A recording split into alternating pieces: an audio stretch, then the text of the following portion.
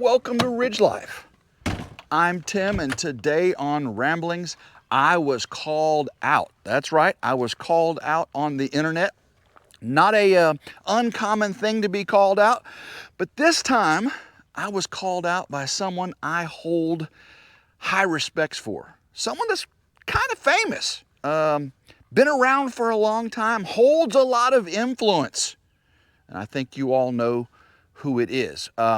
Guys, it is a beautiful day here in West Tennessee. The rain has finally gone. I can hear the chickens in the background. I am missing my old Elvis, my rooster. He's gone. But so much progress is being done here on the ridge. You can see we are doing this off-grid barn house. That's right, guys. We are 100% off-grid. There are 48 solar panels up there. I've got my power shed right here I'm working on. Living in a camper trailer right now, temporary, a little bitty 18-foot camper trailer, but I've created my own little oasis, my American dream, if you will. And guys, that's what I am living right now, this American dream. I am semi-retired, doing this YouTube thing full-time, building my off-grid dream. Been recently in here in my powerhouse. Check this out, guys. Off-grid power, 100% off-grid power, doing it all myself. And that is one thing, sustainability. Can you live this life 100% on your own? Well, I've got well, I've got electricity to run the well, I've got a septic over there. The house is going to be timber framed. Huge Douglas fir and a pine, kiln dried, and guys, structural insulated panels for the walls, super airtight. Those are SIPs, if you've heard that before. From Eco Panels of Tennessee and Honest Abe Log Homes is where I'm getting those materials. So yes, so why was I called out? What is the big deal? Well, we live here in West Tennessee, and we're near the metropolitan Memphis area, one of the highest air transportation areas in America, with FedEx here, I mean, just so many giant FedEx planes running in and out. Of course, Delta Airlines, the big Memphis International Airport. And here in just a little bit, I know it's early in the morning, these skies are going to be filled with planes. Also, they're going to be filled with these big, long, white things coming behind them. If you look, there'll be a space behind the plane, then all of a sudden these white lines.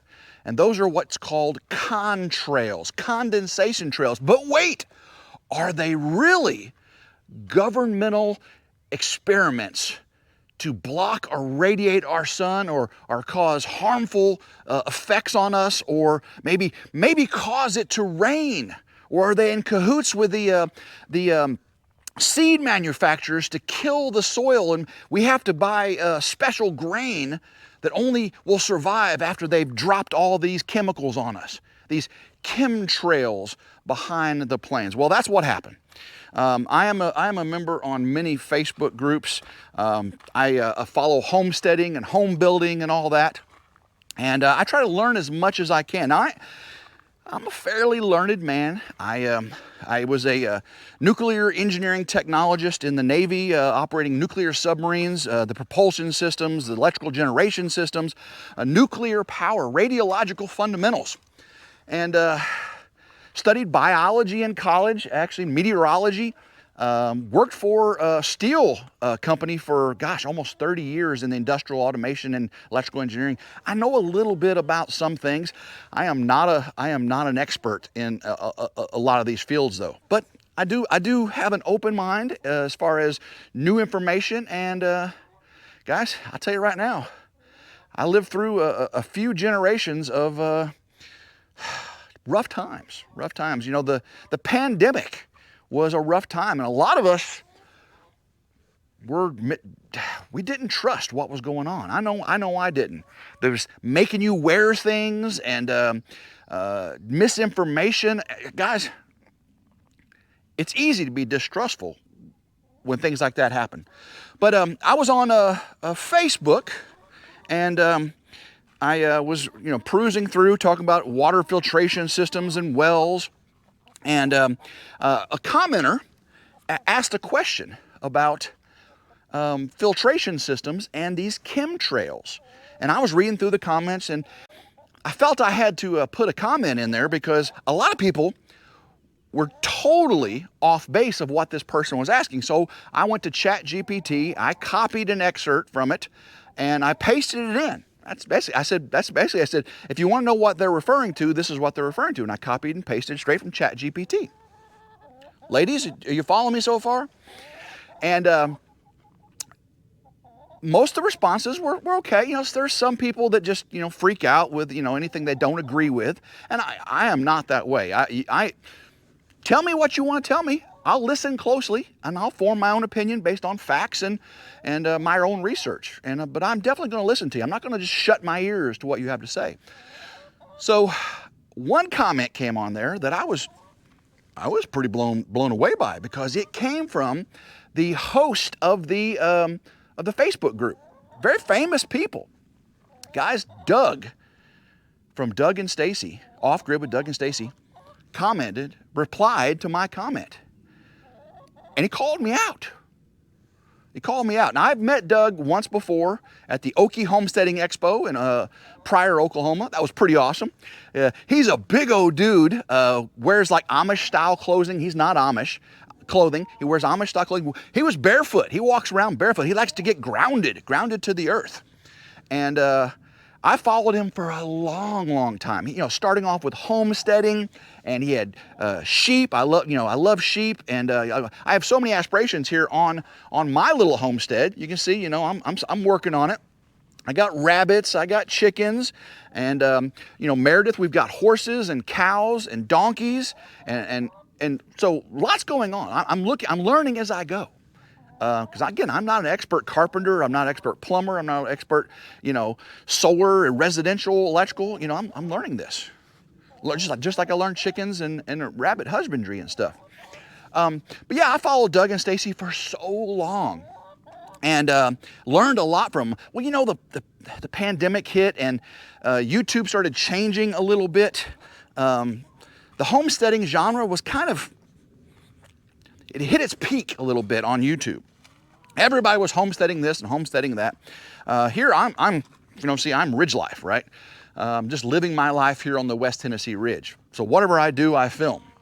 This is my rambling channel where I just vlog and talk. Over on RidgeLife is where we're doing all this work, right? Then you see I've got a shed there with my temporary power generation systems in it. But Doug and Stacy, homeopathic remedies, off-grid living, water catchment, bees. I'm a beekeeper. I've got honeybees. I've kept bees for years now. And so I learned a lot from Doug and Stacy. Well, during the things changed on YouTube, and you started seeing a lot more of this. I'm trying not to be offensive here to Doug and Stacy because I respect them greatly. I love those guys. I'll continue to watch them. Hopefully I don't offend them too much. You started seeing conspiracy theories. Propagating conspiracy theories. Now,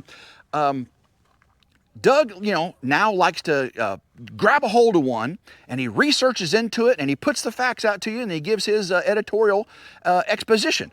And it works great. I love how he does that. Matter of fact, I'm kind of doing that today, aren't I? Emulation is one of the greatest forms of respect. And I'm emulating right now. So I'm going to do that today. I'm going to go in my ridge crib over there. I'm going to jump in front of the computer, and I'm going to pull up the comments, see what I said, see what he said, and then we'll get into some of the facts, if you will. So stay with me. Let's go inside and find out what Doug said. All right. What did I say? Well, this was from Homestead Homies with Off Grid and Doug and Stacy's Facebook group. If you just search for Homestead Homies, Doug and Stacy on Facebook, you'll find it. And an anonymous member posted this. Here you go. How can you live off rainwater with chemtrail pollution? What's the best filtration system? Very simple question. A lot of the responses where you filter your water and then add the minerals back in. Right? That's good stuff. You can get reverse osmosis with the minerals added back in all in one. That isn't off of power. All great information.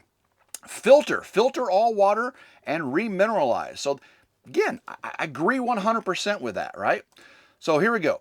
My response also, because there were so many responses about what's a chemtrail? You mean contrails? Contrails are just condensation in the sky. You don't have to filter out condensation. Condensation is water vapor. So there was a lot of back and forth between people that are not part of the chemtrail conspiracy, and a lot of people that just did not know or uneducated, or a lot of people are part of the chemtrail conspiracy, and they started giving all this exposition. So my response, again, all I did was go to ChatGPT, typed in what is chemtrail, right?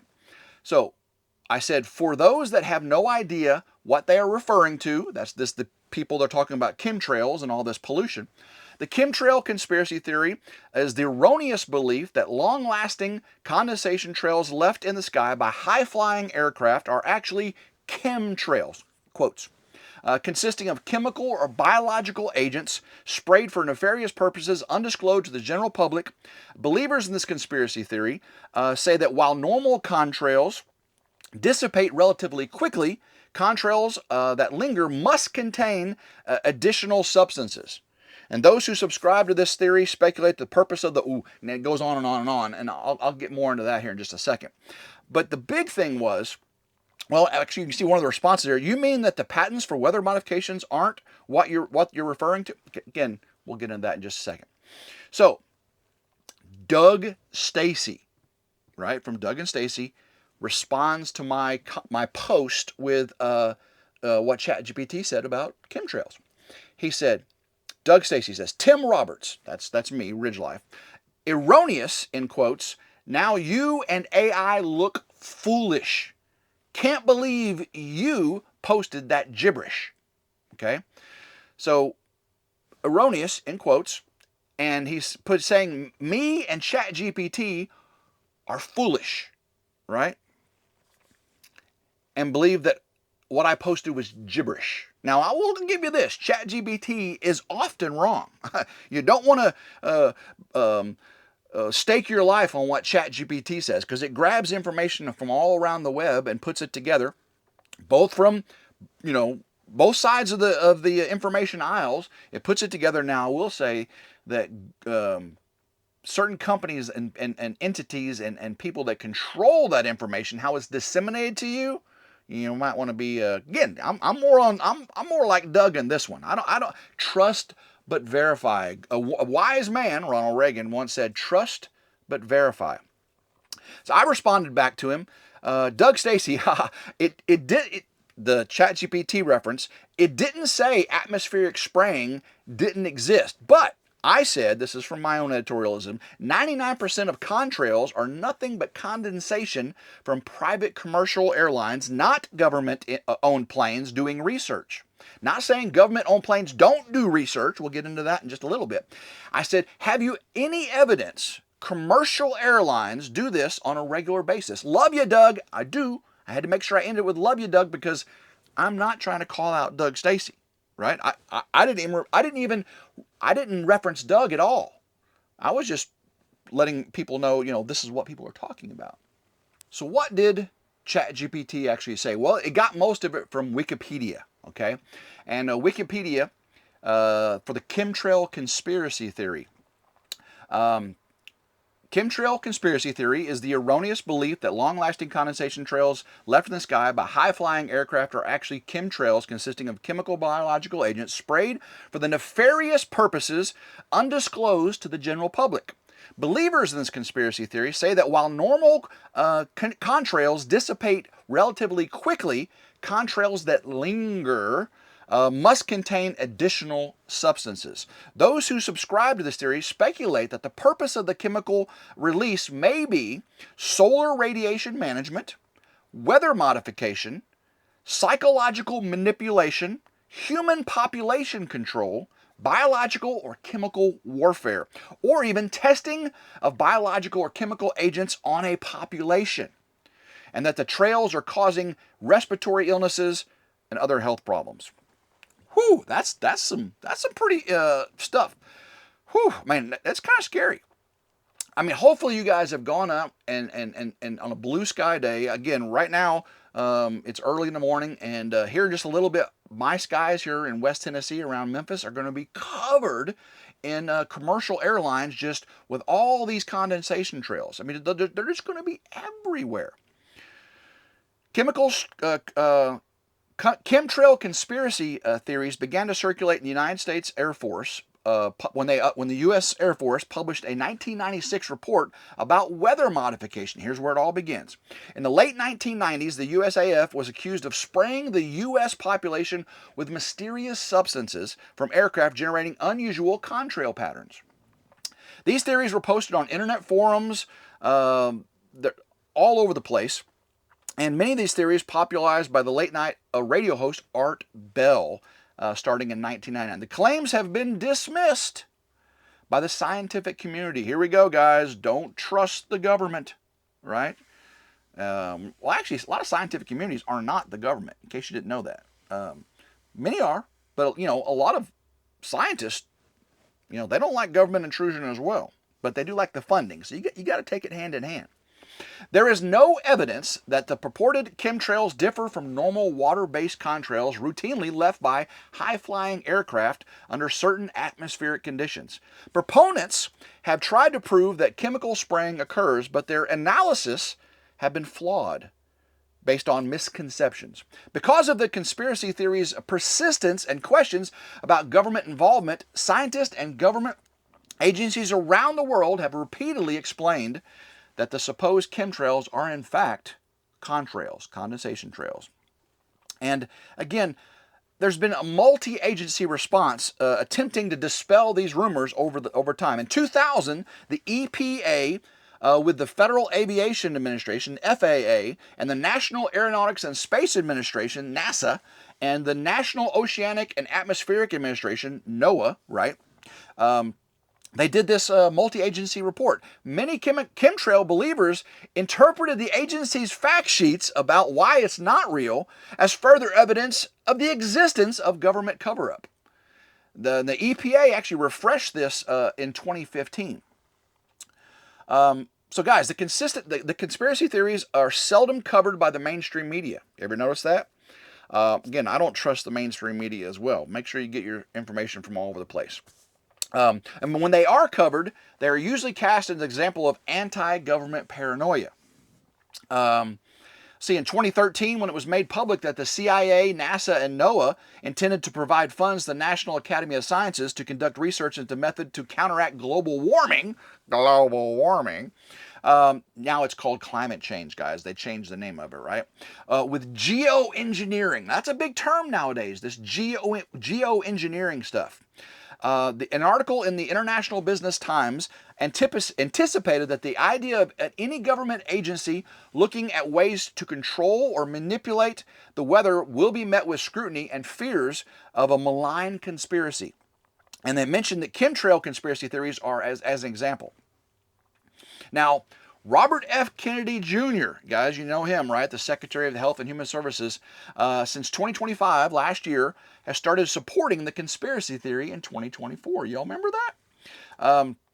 And it's inspired tons of legislation in the U.S., like Florida have passed laws. The Missouri Law Review discussed the possibilities to regulate chemtrail misinformation legally in the 2020 article.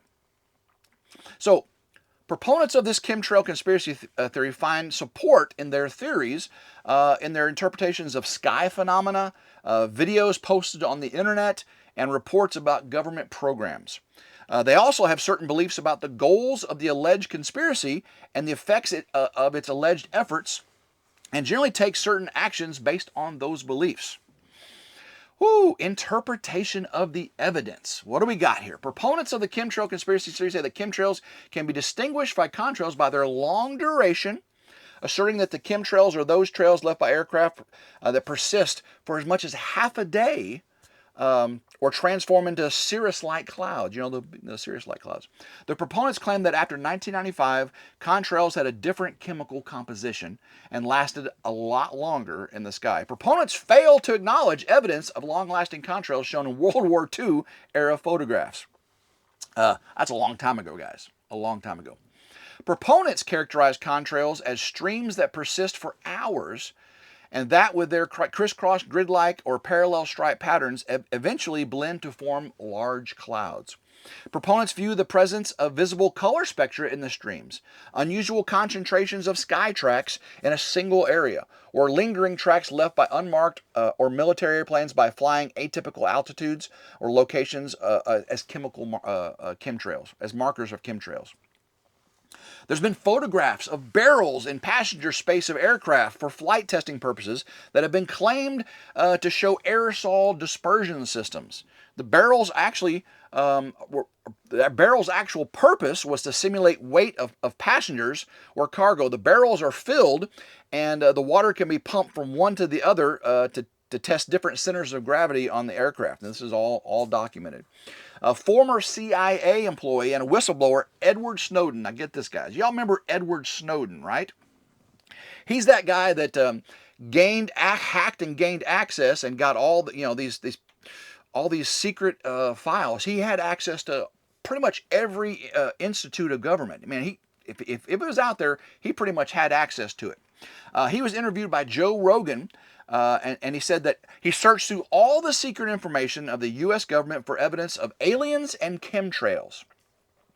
And according to a CNN report about the webcast, he said, in case you were wondering, right, this is from Edward Snowden, the guy who cracked the government, chemtrails are not a thing.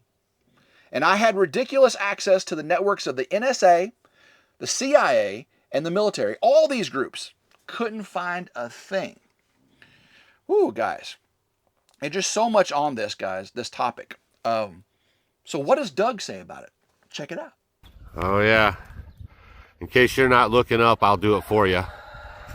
That's pretty blatant right there. It starts right there, does a hook job, and then comes right over the homestead. So in case you don't want to look up, I'll do it for you. You guys have got to get some big time awareness going on this, because it doesn't matter if they have sugary snacks in their SNAP program if we're all being sprayed like bugs. Look at that. That's disgusting. So in case you don't know what's going on up there, some call it aerosol.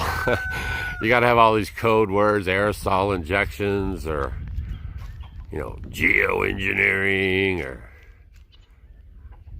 look at that. Look at the haze already developing around the sun. Notice all the lines right there, all in front of the sun. Every single one of those were sprayed up there this morning. I've been watching the sun. I'm gonna do a time lapse on it tomorrow. That one's totally like so I know you guys are busy and you're doing your thing, and a lot of people don't want to look up. Maybe you clicked on this video because you wanted to look up. You wanted me to look up for you. But it's everywhere in the sky right now. And that's not normal, folks. That's not normal. The governments openly admit that they're spraying up there. And they use the excuse that they're trying to reflect sun back to us or away from us, whatever the lie is.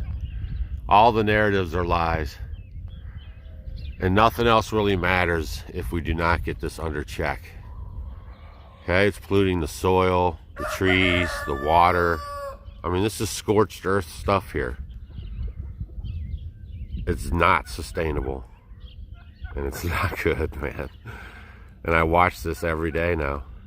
You get a couple days off and then they're back at it. Blotting out the sun.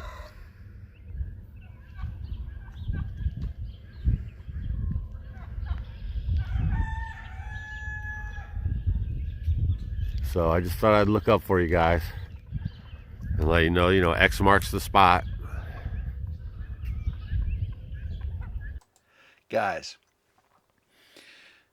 think about this. I live in West Tennessee. Doug and Stacy live in Missouri. I don't know where you live. Go outside, look in the sky, and most likely, depending on the humidity level, the elevation of the plane, you're probably going to see these condensation trails, these contrails. Now think about that. All around the world, the U.S. government is getting private companies like Delta, Southwest, to displace passengers they make money on and put all these chemical spraying systems out there on these planes to spray all around the world, right? Man, that's a huge conspiracy to get Delta and Southwest and all that. I mean, of course, the government's paying them, right? To do that. So that's why they're keeping it hush-hush. The maintenance people must sign NDAs, non-disclosure agreements, right? The pilots, have to be oblivious to it, right? The government, the media, both the left and the right and the middle, we're all just putting our blinders on to it, right? Because everything you see in the sky, like Doug said, is chemicals being sprayed on you. All right, let's get a little deeper into it. Before I get back to Doug and Stacy, okay, what are contrails? Contrails or condensation trails are streaks of condensed water vapor created in air by airplane or a rocket at high altitudes. Fossil fuel combustion, as in a piston jet engines, produces carbon dioxide and water vapor and soot particles. So there is some soot in there, They act as a cloud condensation nuclei. That's basically, you have a particle, and around that particle you can get this condensation cloud forming. At high altitudes, the air is very, very cold. Hot, humid air from the engine exhaust mixes with the colder surrounding air, causing the water vapor to condense into droplets or ice crystals that form visible clouds in the sky. The rate at which contrails dissipate is entirely dependent on the weather conditions.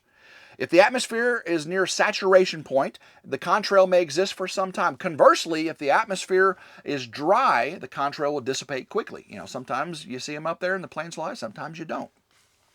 Maybe they're just not turning on the valve, right? With their thousands and thousands and thousands and millions of gallons of chemicals being sprayed, right? Oh, man, that just blows my mind, So it is well established by atmospheric scientists that contrails can persist for hours, and that it is normal for them to spread out into cirrus sheets. That's that phase Doug was talking about. The different size ice crystals and contrails descend at different rates, which spread the contrail vertically. Then the differential in wind speeds between altitudes, wind shear, result in horizontal spreading. This mechanism is similar to the formation of cirrus unicus clouds. I'm sure I didn't pronounce that properly. Between the 25,000 and 40,000 feet range, and can often merge into an almost solid sheet, interlaced sheet. Contrails have a lateral spread of several kilometers, guys. That's pretty far, and they give sufficient. Given sufficient air traffic, it is possible for contrails to create an entirely overcast sky that increases the ice budget of individual contrails and can persist for hours. Experts on this atmospheric phenomenon say that the characteristic attributed to the chemtrails are simply features of contrails responding to diverse conditions in terms of sunlight, temperature, horizontal and vertical wind shear, humidity levels, and altitude. Guys, in the U.S., the grid-like nature of the National Airspace System's flight lanes tend to cause crosshatch contrails. You've seen them in the sky. And in general, it is hard to discern from the ground whether an overlapping contrails are at similar altitudes or not. Some are way up there at 40,000, some are at 30,000. That's 10,000 feet difference. And one will look denser and one will look, it's that parallax error, that distance error is very, very hard to discern.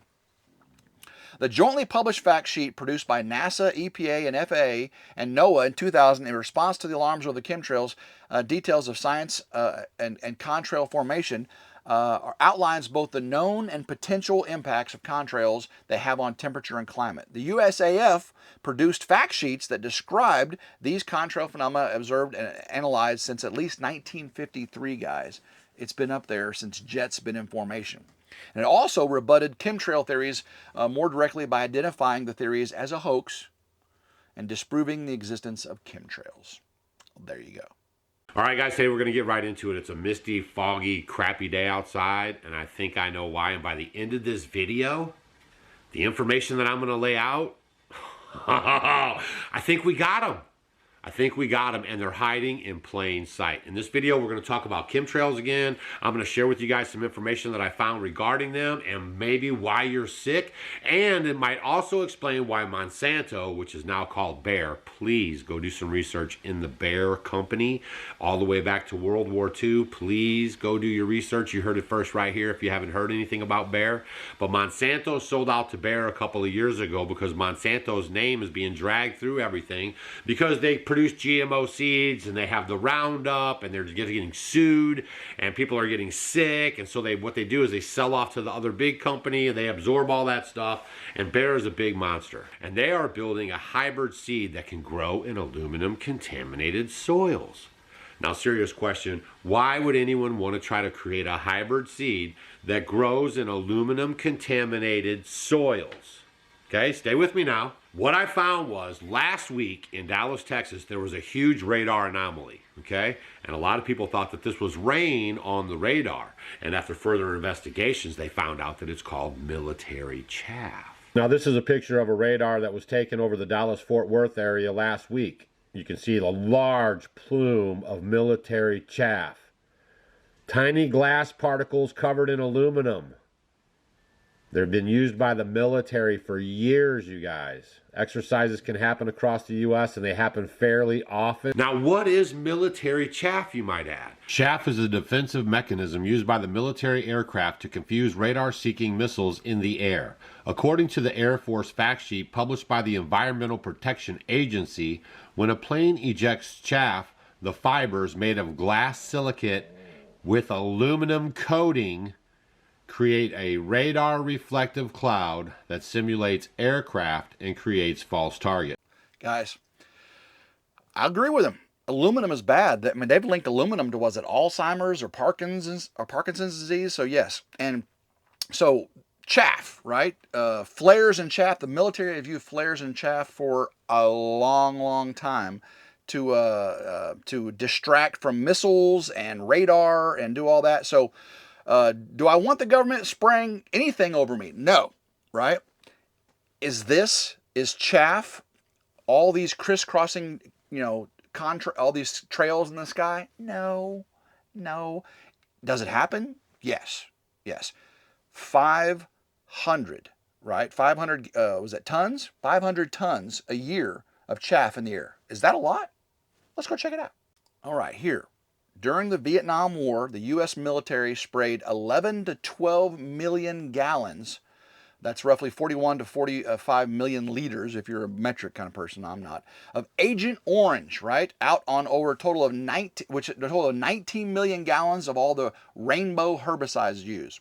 This herbicide was primarily used to destroy crops and defoliate forests for military operations, And how many lawsuits and how many cancer, it's just been terrible. Specific Agent Orange amount. Sources generally cite that over 11 million gallons of the Agent Orange mixture were released. Okay, this is just in Vietnam, right? The little bitty country of Vietnam, 11 million gallons. All right, so and it's a bad stuff, right? So how much does a gallon of Agent Orange weigh? It weighs about 8 to 10 pounds, right? So 8 to 10 pounds. So if I take 10 pounds times 11 million gallons of this stuff, divided by 2,000 pounds per ton, guys, that's 55,000 tons of Agent Orange. Wait a second. The military each year puts out 550 across, wherever they put it, 550 tons a year. In Vietnam, we put 55,000 tons. There's not that much chaff going in over our skies, guys. There's not that much chaff. So why do we do it? Why do we believe in these conspiracy theories? So if the evidence is so powerful and the logic so weak, why do we believe that the chemtrail conspiracy theory is real? Well, conspiracy theorists create these bonds. We create bonds with each other. We share practices. We interpret the world the same. We see every little detail and scrap of evidence as unshakable signs of a larger hidden meaning. Why do we do that? Uncertainty, ambiguity, and chaos, can be an overwhelming in conspiracy theories. And these are the symptoms. Ad hoc attempts to deal with the anxiety caused by feelings of powerlessness in a chaotic and complicated world where awful things like tornadoes, hurricanes, wildfires, they happen seemingly at random for reasons that even well-informed people struggle to understand. When people feel overwhelmed and helpless, we create these fantasies that give us an illusion of mastery and control. We want to be in control. Now, there are liberal chemtrail believers and there's, conservative chemtrail believers. And it's long argued that an authoritarian right-wing belief system they had that similar structure, the fascist way. And I am definitely not, out off Hitler, none of that crap. That's terrible, right? I'm also not a never showering hippie, right? I am conservative. I believe in God. I believe Jesus, died on the cross, and I live by grace and mercy, right? I believe taxation without representation is a terrible thing. I think we're all taxed too heavily. I think government is regulating us way too heavily. I believe that we live in the greatest country on earth, right? We have inalienable rights given to us by our Creator. I am a conservative. I believe in these things, but I don't believe in these things. So on some level, chemtrail theorists would rather be targets of an evil conspiracy than face the limits of their own knowledge and power. Even though conspiracy beliefs are not completely satisfying, Sigmund Freud actually did a test here called the Forte game played by his grandson, where he threw away a toy and dragged it back in on a string. Conspiracy theories may have served a similar purpose, allowing the believers to feel the world isn't really random, and that they, the ones who see through the charade, really have some sort of control over it. The grander the conspiracy, the more brilliant and heroic the conspiracy theorists must be. Conspiracies are dramatic. They're exciting. They're clear lines of good and evil, whereas real life is boring, mundane, sometimes scary. The chemtrail theory is ultimately prideful. It's a way for theorists to feel powerful and smart when they face things beyond their comprehension and control. Conspiracy theories come and go, but responding to them in the long term means finding better ways to embrace uncertainty, ambiguity, and our own limits alongside a new embrace of the tools we do have, which are logic, evidence, and even humility. Guys, I love Doug and Stacy. I agree with a lot of what they say. But Doug called me out on that for posting, what ChatGPT said from Wikipedia there, and I have no problem with that. It's his platform, and I don't think he has any problem with me, saying the things I've said. I love Doug and Stacy, and I hope you all can go over there and subscribe to Off Grid with Doug and Stacy. Hopefully you don't take it against me, this little discussion today. I believe there's a lot of bad things going on out there. And I do believe, they're putting that chaff in the air. They're looking at cloud seeding and all that. But when I look up at the sky and I see all them, commercial airlines and all the lines crisscrossing everything, it's just condensation. It's just condensation. So, guys, let's close this. So there you have it, guys. Was I wrong in what I said? Was I wrong for doing what I did? Am I wrong for even talking about it now? Well, I believe there is a lot of value in communication. And Doug didn't offend me with what he said. He gave his opinion. It's his platform, and I appreciate it. This is my platform, and I've said what I said. I will continue to watch Doug and Stacy. Love you, Doug. Love you, Stacy.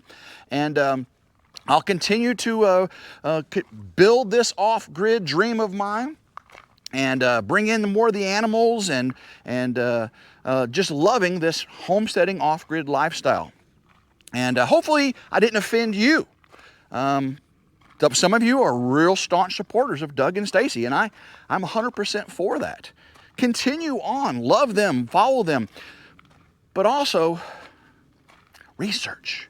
Do your research. Don't just take my word for it. Don't just take Doug's word for it. Don't just take Stacy's word for it. Definitely don't take your government's word for it. I'm definitely not advocating that. Hopefully you've realized that today as well. So guys, if you like today's video, make sure you give it a big old thumbs up, like, share, and subscribe. It's always 100% free. And if you're interested in anything we're doing, come check out RidgeLife, or here on my vlog channel, RidgeLife Ramblings. I also have a channel called RidgeLife's Reviews and How-Tos. Get a little more in-depth with what I'm doing with solar and all this off-grid stuff. So guys, love every single one of you. And until next time, hope everyone has a blessed day. Keep rambling and go Ridge Life. Woo!